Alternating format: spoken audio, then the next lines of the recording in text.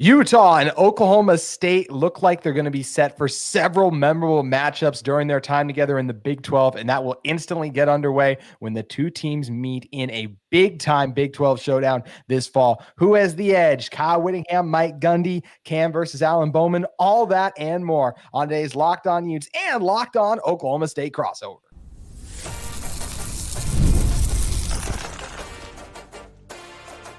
You are Locked On Utes, your daily podcast on the Utah Utes. Part of the Locked On Podcast Network, your team every day. Hello, everyone, and thank you for making Locked On Utes and Locked On Oklahoma State your first listen every single day. We are available on all platforms, including YouTube and wherever you may get your podcast. If it's your first time listening to either of our shows, make sure you like and subscribe. Love interacting with all of you in the YouTube comments, as well as on social media, where you can follow both of our shows there. Today's episode of Locked On Utes and Locked On Oklahoma State is brought to you by our great friends at Gametime. You can download the Gametime app, create an account, and use code LOCKEDONCollege for $20 off your first purchase. Terms apply. Again, it's code Locked On College, all caps, no spaces, for $20 off your first purchase today.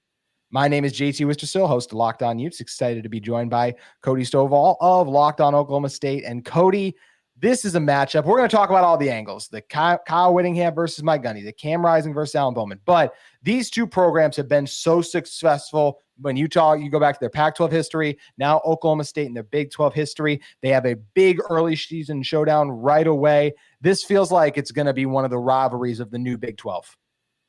Well, I mean, not only does it certainly feel like it's organically becoming that way, but when you go back and you look at some of the historical connotations between Oklahoma State and Utah, and numerically, how Gundy and Whittingham and all that breaks down, it's naturally going to be a thing. Now, I will also admit that a decent portion of the Utah fan base has been so pretentious before they even got into the Big 12 that they ruffled a lot of feathers, and then they got in the Big 12 and kind of, rubbed their nose down at it. So I think Oklahoma State fans do take a little bit of an extra exception, because when it comes to like the old guard, right, the original Hateful Eight, wins are a metric that now matters more than ever. And when it comes to wins, nobody has more in the conference than OU, and OU is now gone. Therefore, Oklahoma State should naturally be up there. But instead of Oklahoma State getting the, of course,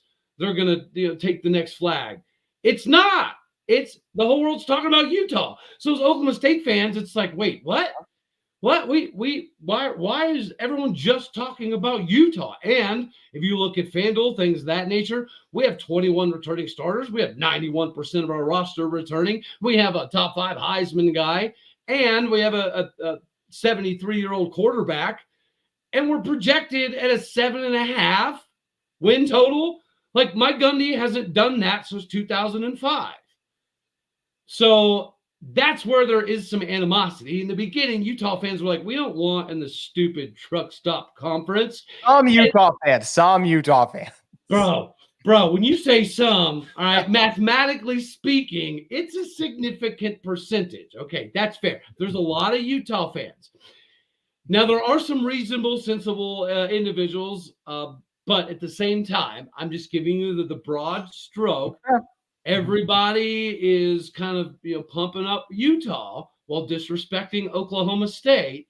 And I do think that it sets up for this season's early matchup to be pretty epic. It's going to be absolutely epic, and it's very hard to win at Oklahoma State. Look, you and I were talking before the show, like, obviously South Alabama game happened, but every team has some of those games where it's like an out-of-characteristic performance.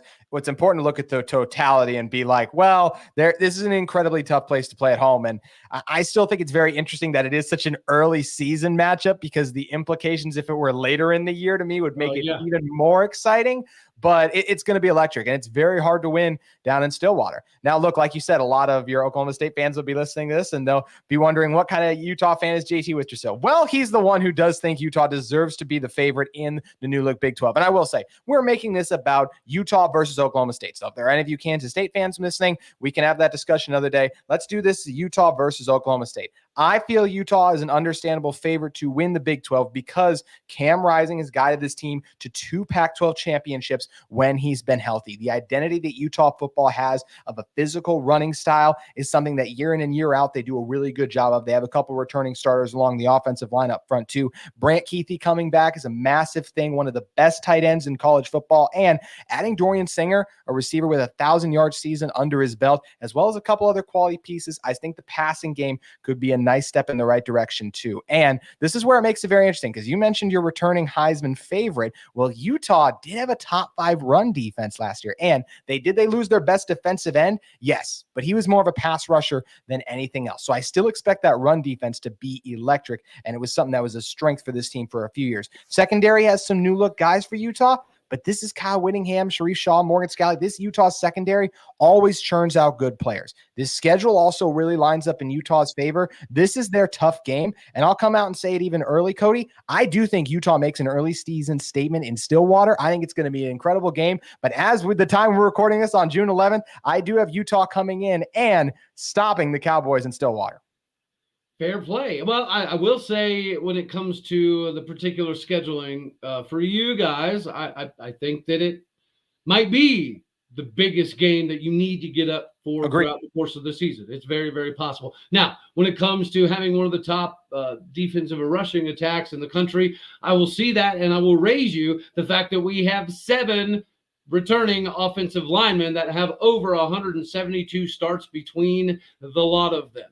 So whenever you look at anything from tackle, we have a competition at guard. It is literally redshirt senior, redshirt senior, redshirt senior, redshirt senior, redshirt senior, senior, redshirt junior. That is our offensive line. Therefore, the guy in the back toting the rock, Ollie Gordon, sure, he's a bad mamma jamma, but he has so much returning in front of him that he's not going to get as many carries, nor is he going to need as many carries. That's part of it, the whole NIL packaging, preparing him for the NFL draft because he is projected as a top 20 pick at the moment. Oklahoma State is going to do their best to kind of keep that maintenance. But at the same time, he's going to have to get his, right? Our success this season, it's not as predicated upon Ollie Gordon as it was last season, but there's no secret that if Ollie is anywhere near the 7 yards a carry area, then we're probably going to end up in Arlington. And yes, I will say from the schedule, there's a good possibility. It is Oklahoma State and Utah that have a rematch in Arlington. I'm okay with it. I do have Oklahoma State versus KU, but that's only because I have to ruffle as much Utah feathers as physically possible. Now, honestly, here's what I've said so many times. I'm going to put money on Oklahoma State because my heart, my soul, and everything else would kick me in the face if I did anything other than that. But the fact that it is so early does concern me because Utah is going to be healthy. Here's where I think a game may become somewhat troublesome would be like UCF. That's the biggest difference between the Pac-12 and the Big 12 that I do think that you guys will see, right? Kalani Sitake has discussed how they spent a couple of years just reinforcing the O-line and D-line to get prepared for the Big 12. Is it the SEC? No, but it's the same kind of buildup. And I know the Pac-12, has had some success. And in 2022, 2023, you guys were pretty much the face of the Pac-12, or at least in Big 12 country, you definitely were. So I understand that, there's a lot of play here, but at the same time, I think we're just better, bud, because we're deeper. We're deeper. That's it. I think talent on talent, it's the story that writes itself. Where you, I think, are going to have some difficulties is in the back end. Y'all replaced like 8 corners and safeties. I know you have phenomenal defensive linemen, and you have probably the best linebacker core coming out of the Pac-12 into the Big 12 for sure. But at the same time, that back end is going to be slightly problematic to me. And our best wide receiver last season didn't even get to play after week 4 because he got hurt. So you've got Brennan Presley, right, who has a significant amount of accolades already attached to him.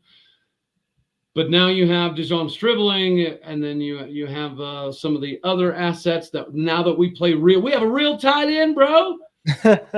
2 years in a row of a real tight end in Stillwater. This is fun.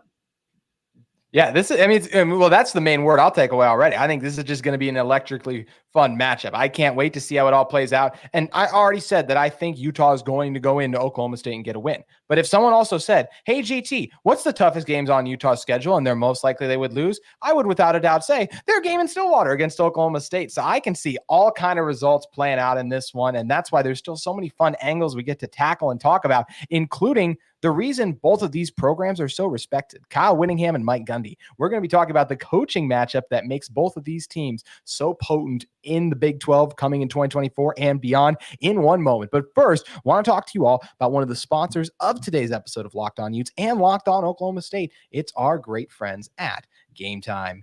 Gametime is the fast and easy way to get tickets to your favorite sporting event, whether it is the NBA Finals or, of course, any MLB game. That's without even mentioning all the concerts, comedy, and theater events, so many other ones too. You know, with Gametime, you can get the best last-minute deals, all-in-price views from your seat, their low-price guarantee. Gametime truly takes the guesswork out of buying NBA tickets. You can save up to 60% off buying last-minute tickets for sports, concert, comedy, theater events, etc. And you can even save more when you use things like flash deals or zone deals. With flash deals, those are exclusive in-app deals on select seats ahead of the game or event. Or how about zone deals, where you save even more when you choose a section and let Gametime choose the seats. All-in price views are also another nice thing, that you know exactly what total you're getting. No surprise fees at a checkout, which compared to other ticketing apps, I'm sure we will all welcome when you see that. Also have that low price guarantee where Gametime will credit you 110% of the difference. And your purchase is covered with the most flexible customer service policy in the ticketing industry. So you can take the guesswork out of buying NBA Finals tickets with Gametime. Download the Gametime app, create an account, and use code LOCKEDONCollege for $20 off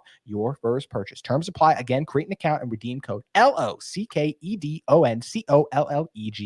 capital LO, and all of college is capitalized and all that one word too, for $20 off your first purchase. Download Gametime today. Last minute tickets, lowest price guaranteed. Cody, we'll talk about the coaching. Dude, I went to the school for kids who can't read good, so I appreciate it. We're trying to keep it rolling here. And hey, a lot of people might be using Gametime to get in for when Utah takes on Oklahoma State. Cody, I want to ask you a question, because as you said, you're very high on this Oklahoma State team, as you should be with all of the returning talent.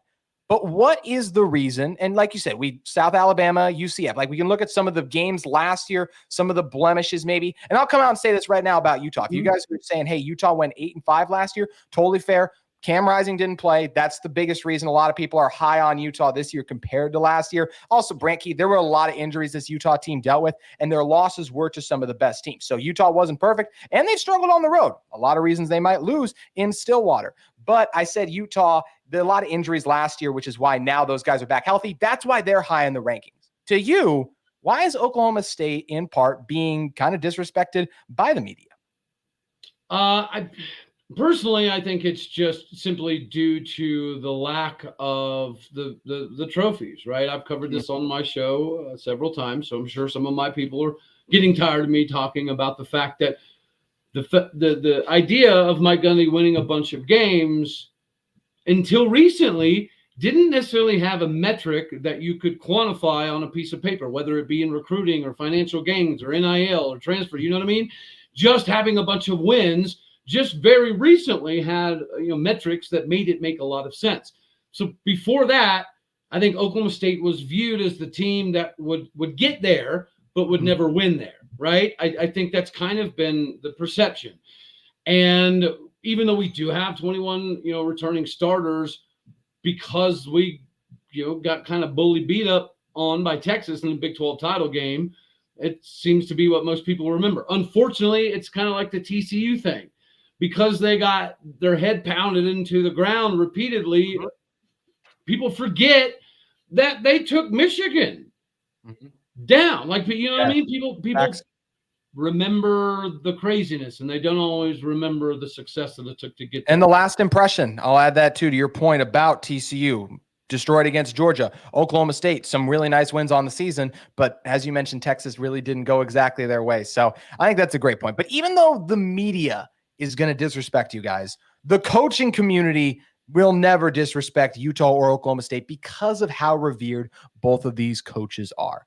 And they're very similar. You and I were talking, Cody, before we even started. It's amazing when you look at Kyle Whittingham entering year 20, 162-79, 11-6, his bowl record. I could do a blind test of like coaches' records and then go to Mike Gundy's 166-79, 12-6 overall. He's entering year 20. You said before we started, they were hired 2 years apart. 2 months. 2 months. Yeah. Thank you. 2 months apart. Like, that's insane. And they both have had a lot of success. Yes, if you go like for Power 5 championships, Utah has 2. Recently, Kyle Whittingham's gotten 2, and Oklahoma State has 1, but 2 incredibly close and great coaches. I will say I will give Kyle Whittingham the slight edge in this matchup because of the recent success that Utah has been able to have in the Pac-12, and I think he's done a great job just establishing a culture. Utah's lost some games. I haven't hid from that at all, but they've been to really good teams on the road also. So that's where I just think right now the recent success of Kyle Whittingham helping this team reach these Rose Bowls, win back-to-back Pac-12 champs, not really having a chance to go for a third straight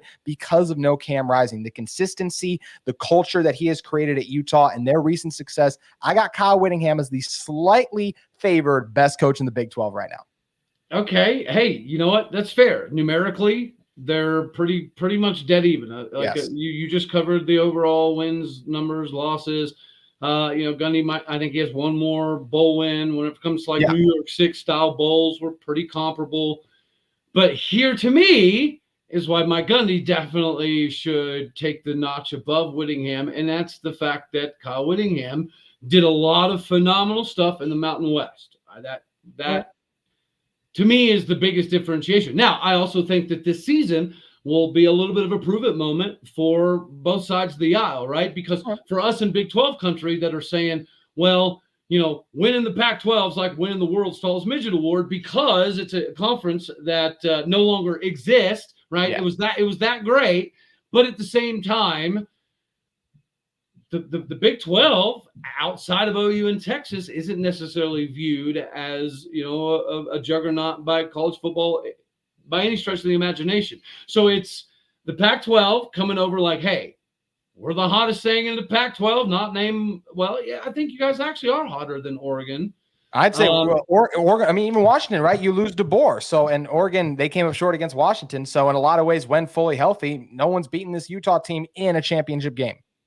So, yeah, man, it's if the Big 12 from team 1 through the very, very bottom is as tough as it appears as though we've seen the last 2 seasons, then I think that you guys will have a little bit of a difficult time this season, right? But a little bit of a difficult time for Kyle Whittingham is still, 9-3?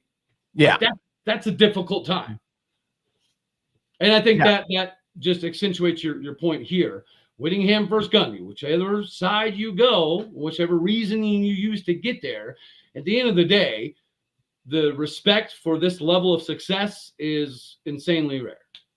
Yeah, and they've both, just been, like I said, either side, whoever your coach is, it's like, yep, got no problem with that because they're both have been fantastic, won so many times on the biggest stage, and that's what is going to make it very interesting. And you know what else is fascinating? We've mentioned the schedule a few times now, and now the Arizona game. So Utah goes at Oklahoma State, then plays Arizona at home.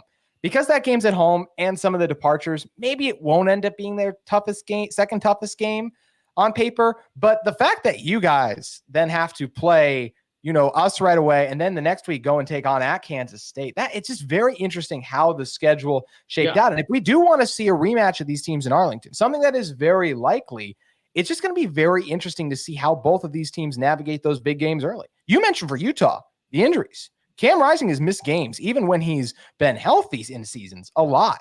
So Utah needs to make sure they capitalize on those early games, and it's been a while since he played football. So I also understand anyone concerned listening to this about Cam getting back to form. But I'll also say this. I'd rather trust Cam to get back to form than have some other quarterbacks in this conference who I feel like some people, and I'm not talking about Alan Bowman right now. We'll get into that debate in a second. But I feel like there's other quarterbacks where it's like, oh, this guy's going to be great. And it's like, well, you're projecting him to make that step versus I just need Cam to get back to where he could be. But the injuries are going to be a huge thing. In that early 2-week season stretch really feels like it's going to define if these two teams end up playing each other later in the season. But Cody, I will take it back to the Cam Rising, Alan Bowman thing like that. look, I obviously feel confident when I say Cam Rising compared to these two quarterbacks is the better of the two. I look at the two conference championships, and you mentioned earlier that you have a quarterback in his 73rd year. That's exactly what Cam Rising is too. Cam Rising and I were in the same high school class. I've been out of college for 2 years. Cam Rising is loading up to go into another year of college football. When I look at Cam, wild.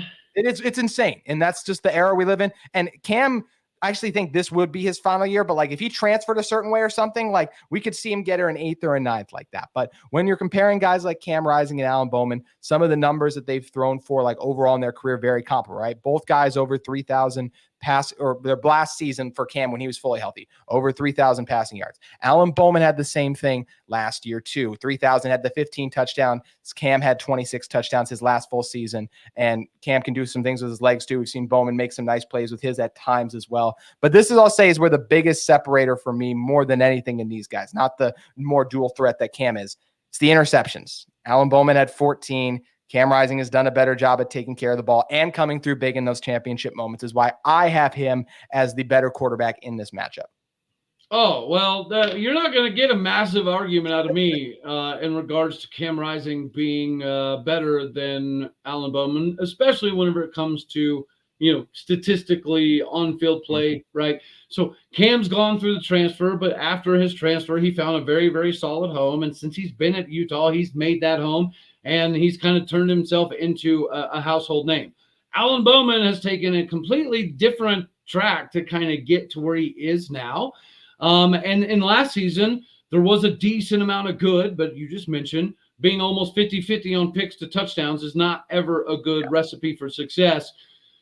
The biggest thing that was problematic for Alan Bowman last season was his inability to maintain a pocket presence. So when the pocket would break down, or he would even perceive that the pocket was breaking down, I call him Crawdaddy Bowman, like a crawdad, because he would just shoot backwards 17 yards and throw it in the stands. This I didn't see changing, right? But in spring, it's just a small sample size. But in the few practices, I was able to see he looks like he actually did get better in the pocket somehow, right? 77 years into the daggone thing, he did in fact find a way to stay in the pocket. Now, is that really a big developmental, moment, or is it the fact that we have 7 returning linemen? That's the stuff that we don't know until the season starts. Yeah, that's where it kind of comes around and waits and wait and see as well how it does shake out. And you mentioned he is a guy though who got to the Big 12 championship game last year though too. So there is stock in that. Versus, I can't crush you for talking about spring ball stuff when part of the reason I feel encouraged about Cam Rising getting back to health is because you look good in spring. So that's where all we can do is be hopeful that our quarterbacks have, mine health-wise, you're making the improvements, have gotten to that point too. So it's just going to be such a fun matchup when it all plays out. What do you think? You mentioned that you guys have a lot of returning starters. So let's close out with this when we're talking about this matchup this fall. What do you think will be the biggest difference in the game of why you feel the Cowboys will come away handing Utah their first ever Big 12 loss? Because the depth that we have at defense is going to allow us to not only do a hockey style change at all 3 different levels, but it's also going to allow us to do different looks that you guys haven't seen. I can tell you this. We have a package with a dude that I've never seen before, right? I was fortunate enough to play a little bitty level of college football and coach for 7.5 years. So I feel like I have a decent understanding of some certain things. And dude, the way we're doing these pre-snap, post-snap shifts, it's risky, I tell you that.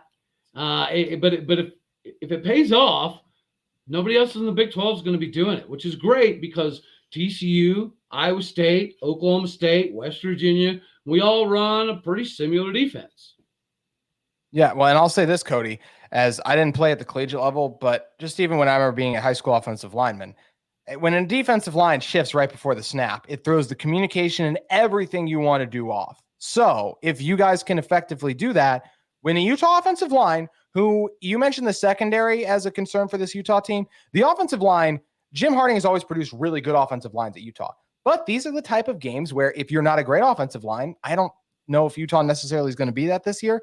That could be an issue in a game like this where the defensive line is shifting and rotating. So it's not just the D line. That's the crazy part. That's why. Okay, I'm just go into like crazy world with me real quick. All right, and just close your eyes and envision, right, a defensive end and a free safety trading places. Doesn't make no sense, does it? That's true. Doesn't make any sense. But what if your defensive end is 6'3", 240 pounds, and just so happens to run a 4.5 40? Fair. What if you have a free safety that's 6'4", 250 pounds, and runs a 4.5 40? We're doing some stuff, dude. Whether it works or not, I don't know. But we're doing some wild stuff with this defense. It could just be experimentation. It could be just seeing what kind of packages we can put together. But we're shuffling post-snap, pre-snap in ways that I don't know, man. It looks like we're running around like a bunch of spider monkeys ready to jump up on some Mountain Dew. And what will be interesting, by the way, is how much of that you show against an Arkansas. Because I'm looking at your schedule, South Dakota State, Tulsa. Obviously, you don't need to get too crazy to win those games. So how much do you reveal against Arkansas when you'll actually be playing former Utah running back Quinton Jackson? Fun fact there. That'll be a fun one, but I'm going to let a little cat out of the bag. The game before that is equally as difficult, if not more difficult. South Dakota State has won back-to-back FCS national titles. They've won 29 games in a row. So should we win? Yeah. Should we win with a few backups in the game? Yeah. But how many times did Chris Kleiman's North Dakota State squads knock off so many teams that eventually K-State was like, dude, stop beating everyone in our conferences and just come join us. Yeah. that's what South Dakota State's turned into, right? They're that same team that nobody wants to play, that we really probably don't want to play either, but we make these schedules years ago. Nobody knew 4 or 5 years ago South Dakota State was going to win 30-day games in a row. Nobody knew that. All right. But yeah, Arkansas is a trap because physically, O-line, D-line, as much as we have an advantage as far as depth, it's not going to be an advantage to those guys, right? Yeah. So, the beating your head against the wall down low, that's going to be difficult. I would assume that that's a game that hopefully Ollie doesn't necessarily need a whole lot of carries. Yeah. That's a game that we're going to hand to the big Indiana transfer running back that's as big as a linebacker and pass the ball.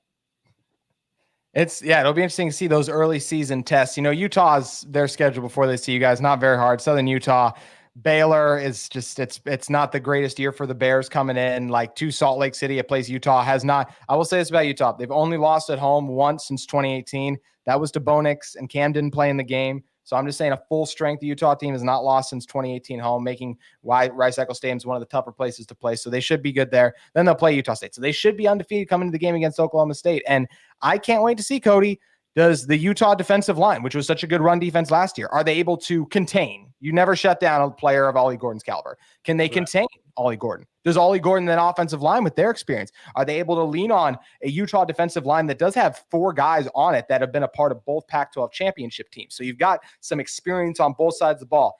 I think that matchup will end up defining the game. We got a long way to talk about and preview and break it down, though. But Cody, before we get out of here, was there anything else you wanted to mention? No, like I said, I think for me, you think it's going to kind of be something in the trenches. I think it's going to be wide receivers versus your corners. Yeah.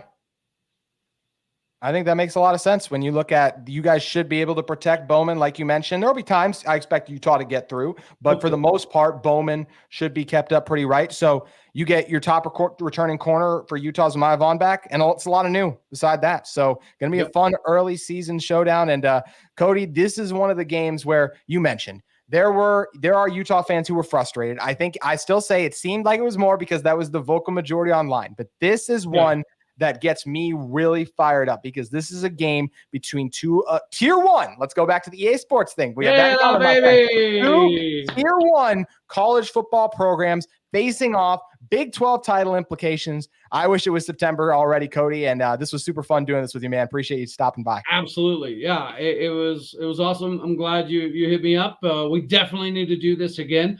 Hopefully, whether it's either before or after the Utah game, but maybe both.